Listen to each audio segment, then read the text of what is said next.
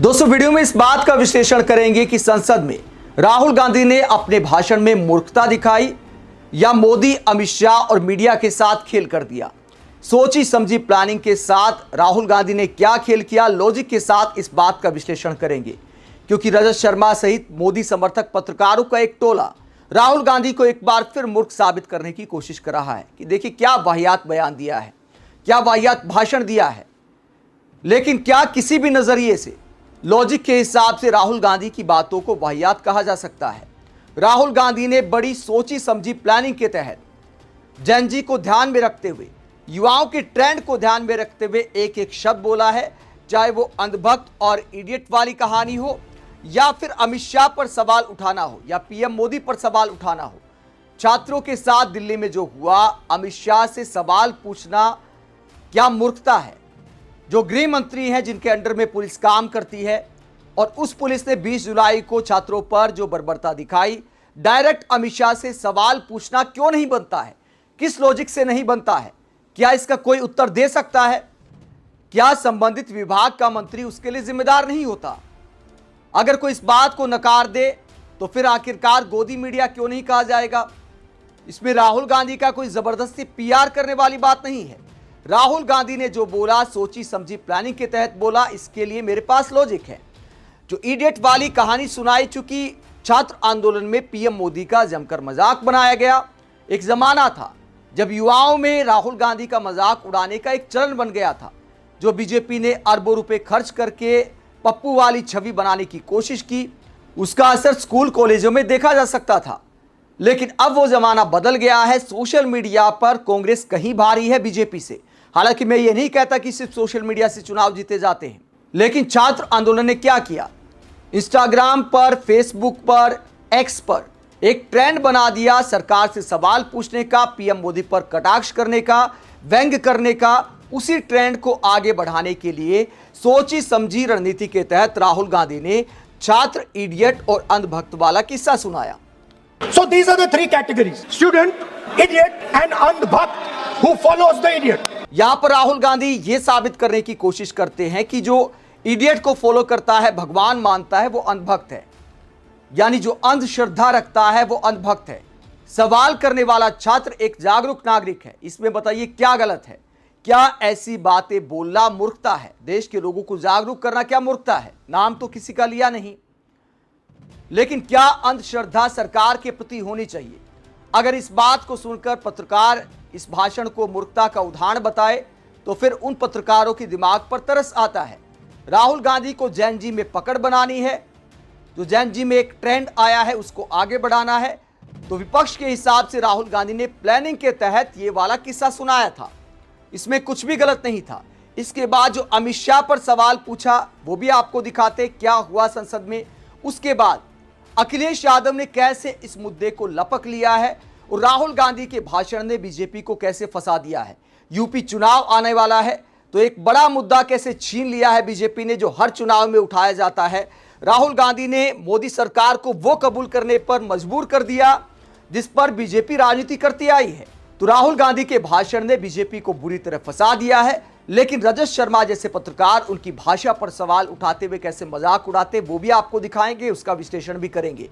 पहले अमित शाह पर जब सवाल उठाया तो क्या सीन हुआ वो भी आप देखिए। हिपोक्रेसी, ओम बिरला, पीएम मोदी राहुल गांधी में भेदभाव कैसे करते वो भी आपको दिखाएंगे।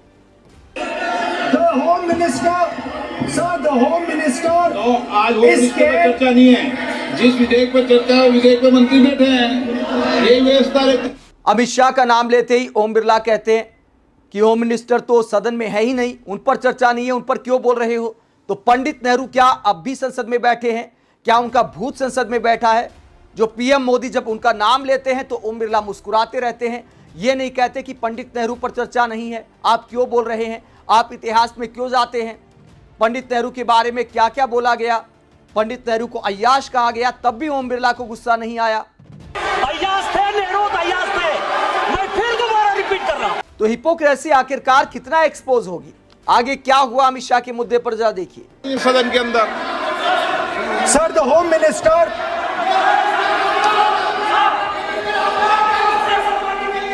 Home Minister authorized the shooting of our students, sir. He put pellets into the blood of our students. He ordered the students of India to be shot. क्या बोल रहे हैं सर? ये आप सोचिए, आप कितना गलत बात बोल रहे हैं। आप कल्पना कर सकते हैं, आप बिना सोच समझ करके जो इस्तेमाल कर रहे हैं, और किसने फायरिंग को ऑर्डर दिया? What is going on? कैसे बोल सकते हैं आप? You cannot make that statement. It is a serious allegation. Speaker, sir, the use of force can only be authorized by the Home Minister. No. It cannot be authorized either by the Home Minister or the Prime Minister.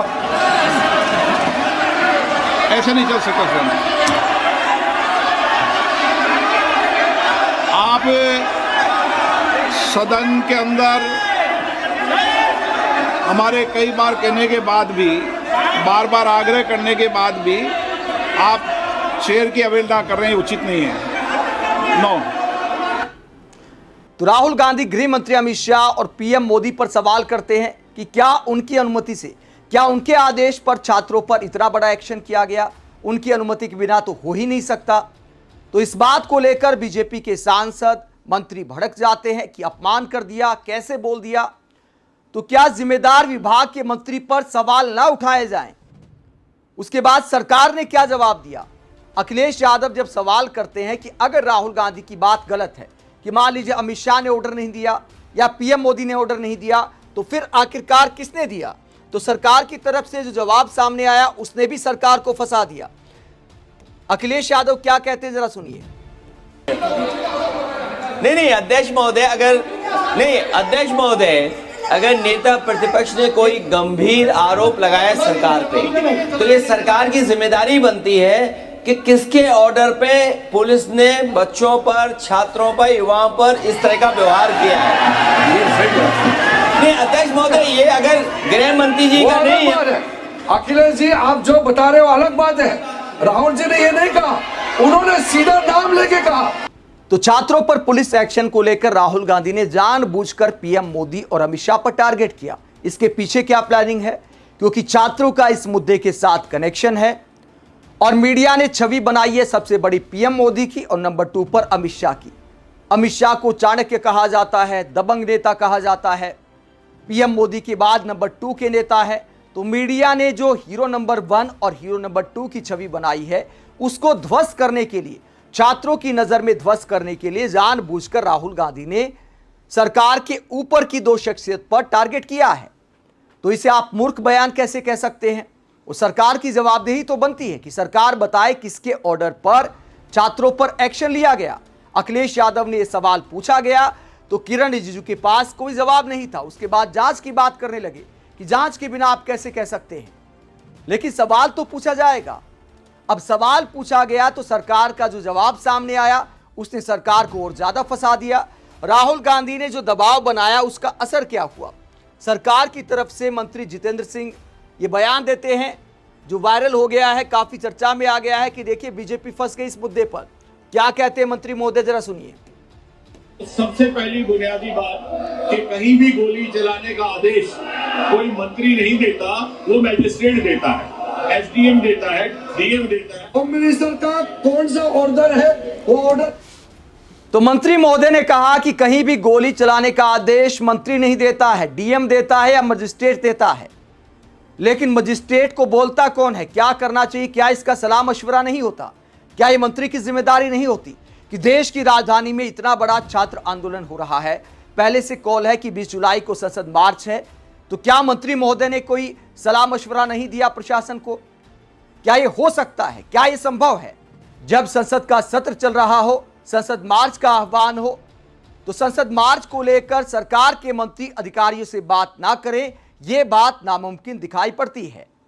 इसीलिए अमित शाह पर सवाल उठाया राहुल गांधी ने।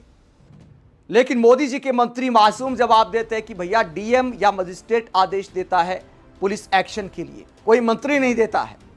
अगर ऐसा है तो मुलायम सिंह यादव की सरकार पर क्यों आरोप लगाए जाते हैं कि कार सेवकों पर गोली चलवा दी? तब भी तो किसी अधिकारी ने आदेश दिया होगा। तो फिर बार बार मुलायम सिंह यादव पर टारगेट कैसे किया जाता है? तो अब इस मामले पर बीजेपी फंस गई है। राहुल गांधी ने फंसा दिया है कि अगर इस मामले में मजिस्ट्रेट या डीएम का आदेश था तो फिर मुलायम सिंह यादव पर क्यों टारगेट किया जाता है बार बार? अब तक बीजेपी कार सेवकों पर जो गोलियां चली थी उसे लेकर समाजवादी पार्टी को टारगेट क्यों करती है? वो भी किसी अधिकारी ने आदेश दिया होगा। अब सोशल मीडिया पर यह सवाल उठाया जा रहा है। मेन स्ट्रीम मीडिया तो ये सवाल उठाएगा नहीं। मेन स्ट्रीम मीडिया तो राहुल गांधी की सोचे समझे बयान पर, इडियट अनभक्त वाली कहानी पर, अमित शाह पर टारगेट करने को लेकर राहुल गांधी को मूर्ख साबित करने की कोशिश की जा रही है। अब रजत शर्मा क्या लिखते हैं जरा देखिए। राहुल गांधी का मजाक उड़ाने की कोशिश करते हुए रजत शर्मा कहते हैं, संसद में राहुल गांधी के भाषणों का एक फिक्स फॉर्मूला है, एक पैटर्न है। विषय से भटकाना, बेमतलब की कहानियां सुनाना, दूसरों का मजाक उड़ाना, अपने आसपास बैठे एमपीज को हंसाना, दूसरों को डरपोक और अपने आप को बहादुर बताना, ऐसी ऐसी बातें कहना जो सामने वालों को उत्तेजित करे, फिर शोर मचे तो यह कहना कि मुझे बोलने नहीं दिया जाता। तो राहुल गांधी को अमित शाह पर सवाल उठाने को लेकर नहीं बोलने दिया गया। क्या अमित शाह पर सवाल उठाना बेमतलब का सवाल है? अगर कोई पत्रकार छात्रों पर इतने बड़े एक्शन के बाद यह कहता है पैलेट गन के निशान छात्र दिखा रहे हैं, छात्रों पर अगर पैलेट गन का इस्तेमाल हुआ है, तो क्या देश के नेता विपक्ष वो सवाल अमित शाह से नहीं पूछेंगे, पीएम मोदी से नहीं पूछेंगे? देश की राजधानी में हुआ है तो इससे बड़ा मुद्दा आखिरकार क्या हो सकता है? यहां पर अपने आप को पत्रकारिता का अमिताभ बच्चन समझने वाले देश के नेता विपक्ष का मजाक उड़ाते हैं। जहां तक बेमतलब की कहानियों की बात है, चुटकुले सुनाने की बात है, जब मणिपुर पर बहस हो रही थी तो देश के प्रधानमंत्री पंडित नेहरू पर चुटकुले सुना रहे थे। तो क्या पीएम मोदी पर ऐसी बात लिखने की हिम्मत है रजत शर्मा में कि प्रधानमंत्री मस्करी क्यों करते रहते संसद में? इशारों वाली मस्करी प्रधानमंत्री कर चुके हैं। महिला सांसद पर कटाक्ष करते हुए, एक तरह से शूर्पणखा वाला उदाहरण देते हुए घटिया मस्करी पीएम मोदी कर चुके हैं, तब ऐसा लिखने की हिम्मत नहीं हुई। मेरी आपको प्रार्थना है, रेणुका जी को कुछ मत कीजिए। रामायण सीरियल के बाद ऐसी हंसी सुनने का आज सौभाग्य मिला है। हर्षवर्धन त्रिपाठी कहते सच यही है कि राहुल गांधी के पास ढंग का कुछ बोलने को कभी नहीं होता। यही वजह है कि उनके पालतू मीडिया ने इस बार रणनीति बदली और उनको समझाया कि ऐसा अमर्यादित बोलो कि सदन की कार्रवाई स्थगित करना पड़े। बताइए क्या अमर्यादित बोला? क्या अमित शाह पर सवाल उठाना छात्रों पर पुलिस एक्शन को लेकर अमर्यादित कैसे हो गया? क्या इसके पीछे कोई लॉजिक नजर आता है? जब ज्यादातर मीडिया वाले पीएम मोदी की मस्करी पर आनंद लेते हैं, राहुल गांधी पर टूट पड़ते हैं, तभी गोदी मीडिया कहा जाता है। राहुल गांधी का मजाक उड़ाने के अलावा हर्षवर्धन त्रिपाठी ने पालतू मीडिया शब्द का इस्तेमाल किया। यह सरकार से सवाल करने वाले पत्रकारों के लिए, यूट्यूब पत्रकारों के लिए शायद वो इस्तेमाल कर रहे हैं। सुशांत सिन्हा, हर्षवर्धन त्रिपाठी, अशोक श्रीवास्तव, ये तमाम ऐसे लोग हैं जो अब पालतू मीडिया को ट्रेंड बनाने में लगे हैं। मतलब जो सरकार से सवाल करते हैं, पीएम मोदी से सवाल करते हैं, उन पत्रकारों पर अब इस टैग को चिपकाने की कोशिश की जा रही है। और इस बात में कोई डाउट नहीं कि प्रियंका गांधी ने गोदी मीडिया को ही ये बोला था। ये उसी तरह हो जाता है कि कोई आप पर तोहमत लगाए तो आप दूसरों पर ही वो शब्द इस्तेमाल करने लगे, जोर जोर से इस्तेमाल करने लगे, समूह में इस्तेमाल करने लगे। इसे कहते भौंकना। तो भौंकना बंद कीजिए, आत्ममंथन कीजिए। आप इस पूरे मसले को लेकर क्या सोचते हैं? कमेंट बॉक्स में अपनी राय जरूर दें। साथ ही चैनल को सब्सक्राइब भी करें। नमस्कार।